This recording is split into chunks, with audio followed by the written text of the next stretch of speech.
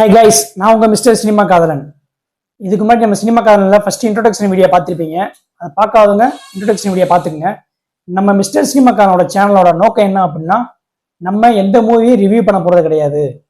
நான் இது வரைக்கும் பார்த்த உலக சினிமா எல்லாத்தையுமே நான் உங்களுக்கு சஜஷன் பண்ண போகிறேன். நான் பார்த்து ரசித்த மூவி எல்லாமே உங்களுக்கு சஜஷன் பண்ண போகிறேன் தவிர நம்ம எந்த மூவி பற்றி ரிவ்யூ பண்ண போகிறது கிடையாது. ஓகேவா? நம்ம மிஸ்டர் சினிமா காதலனோட சேனலோட ஃபர்ஸ்ட் வீடியோ ஃபர்ஸ்ட் மூவி இப்போ நம்ம பார்க்க போகிறோம். எனக்கு பிடிச்ச மூவியை உங்களுக்கு சொல்ல போகிறேன். நான் ஃபஸ்ட்டு மூவியாக சொல்ல போகிறது ஒரு ஹாலிவுட் மூவி. இந்த ஹாலிவுட் மூவியை நான் எதுக்கு உங்களுக்கு ஃபஸ்ட்டாக சஜஸ்ட் பண்ண போகிறேன்? என்னை பார்த்து யாராவது உனக்கு என்ன மூவி பிடிச்ச மூவி உங்களோட ஃபேவரட் மூவி என்ன மூவி அப்படின்னு யாராவது என்கிட்ட கேட்டாங்க அப்படின்னா, நான் வந்து ஒரு மூவி மட்டும் சொல்ல மாட்டேன். ஒவ்வொரு ஜேனர்லேருந்து ஒவ்வொரு மூவி சொல்லுவேன். உதாரணத்துக்கு பார்த்தீங்கன்னா, ரொமான்ஸ் மூவிலேருந்து எனக்கு இது பிடிக்கும், வார் மூவிலேருந்து இது பிடிக்கும், ஹிஸ்டாரிக்கல் மூவிலேருந்து இது பிடிக்கும், சயின்ஸ் ஃபிக்ஷன்லேருந்து இந்த மூவி பிடிக்கும் அப்படின்னு சொல்லி ஒவ்வொரு ஜேனர்லேருந்து ஒவ்வொரு மூவி சொல்லுவேனே தவிர ஒரு மூவி சொல்ல மாட்டேன். ஆனால் எல்லாத்துலேயும் ஃபர்ஸ்ட் மூவியாக நான் என்ன மூவி சொல்ல போறேன்னா, இந்த மூவியோட பேர் தான் சொல்லுவேன். அந்த மூவியோட பேர் தான் ஷாஷாங்க் ரெடெம்ப்ஷன். 1994 ரிலீஸ் ஆன ஒரு மூவி தான் ஷாஷாங்க் ரெடெம்ப்ஷன். கிட்டத்தட்ட 32 வருஷம் ஆச்சு. ஆனாலும் என்கிட்ட யாராவது உன் ஃபேவரட் மூவி என்னன்னு கேட்டாங்கன்னா, முதல் மூவியை சொல்ல போகிறது வந்து இந்த மூவி பற்றி தான், ஷாஷாங்க் ரெடெம்ப்ஷன். ஓகே, இந்த ஷாஷாங்க் ரெடெம்ப்ஷன் எனக்கு எதுக்காக இந்த மூவி பிடிச்சிச்சு அதை நான் உங்கள்கிட்ட சொல்லிக்கிறேன். இந்த படம் பார்க்குறோம்னா, நான் இந்த படத்தை பார்த்தது ஃபர்ஸ்ட் டைம் 2018 இருக்கும். 2018 இதே மாதிரி தான், ஏதோ ஒரு புக்கில் படித்தோ ஒரு சேனலில் ஃபேஸ்புக்கில் ஏதோ யாரோ ஒருத்தவங்களோட ரிவ்யூ பார்த்தோ தான் நான் ஃபஸ்ட்டு இந்த படத்தை பார்க்குறேன். அந்த படம் பேர் ஷாஷாங்க் ரெடெம்ப்ஷன். நான் 2018 இந்த மூவி பார்க்கும்போது பார்த்தீங்கன்னா, அந்த படத்தோட வந்து டியூரேஷன் பார்த்தீங்க அப்படின்னா ஒரு 2.5 மணி நேரம் இருக்கும்.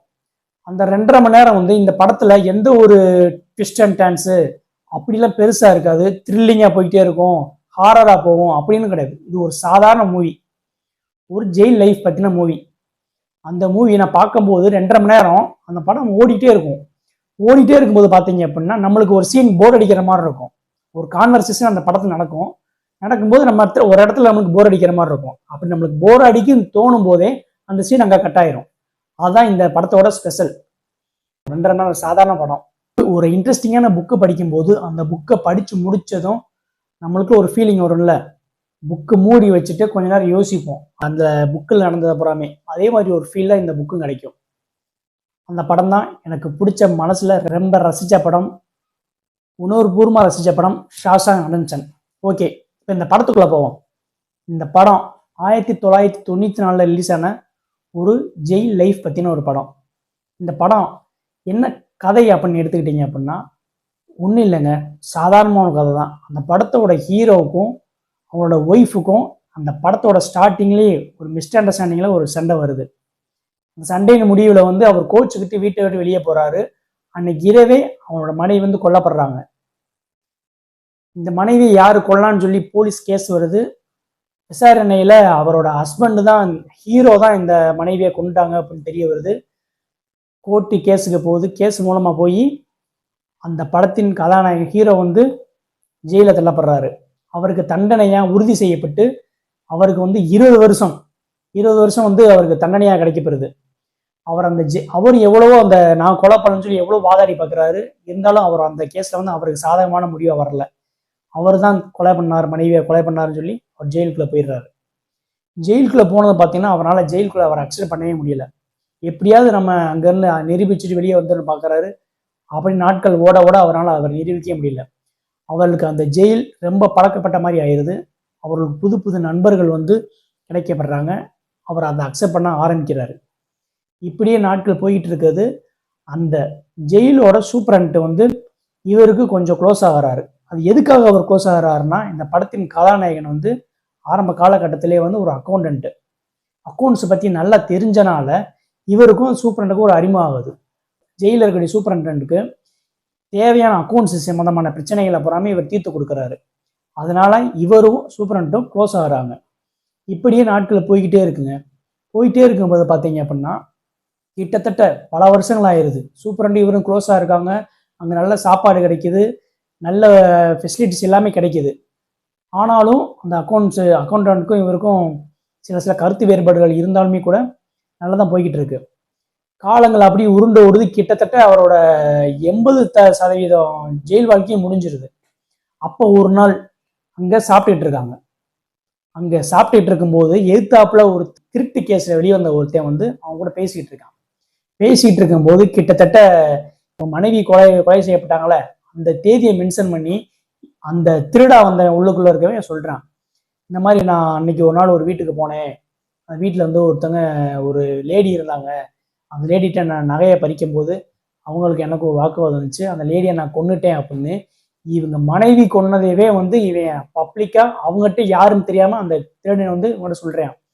அப்பதான் இந்த கதானை எனக்கு தெரியுது, இவன் தான் நம்ம ஒய்ஃபை கொண்டிருக்கான்னு சொல்லி இந்த டாக்குமெண்ட்டை பூரா சேகரிச்சுட்டு அந்த சூப்பரண்ட்ட போய் சொல்றான்.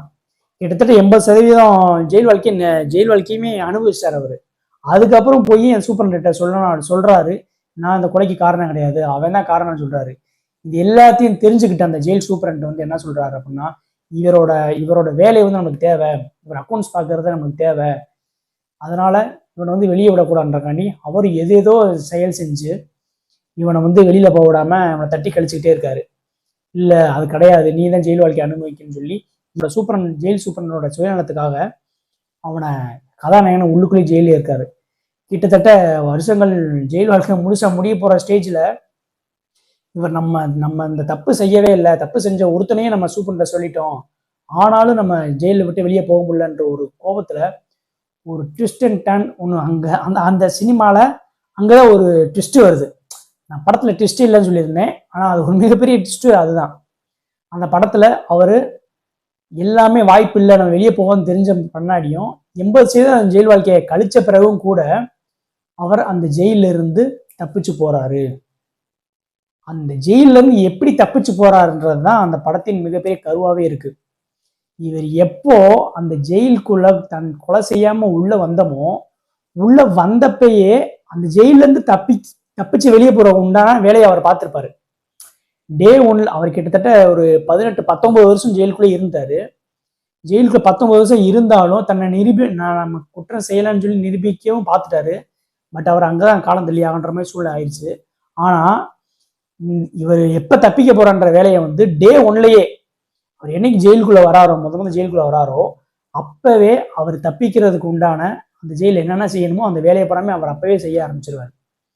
அப்ப இருந்து தொடர்ந்து அவர் அது என்ன மாதிரியான ஒரு, நீங்க படம் பார்த்தீங்கன்னா தெரியும் அவர் தப்பிக்கிறதுக்கு என்ன பண்ணியிருக்காரு அப்படின்றத.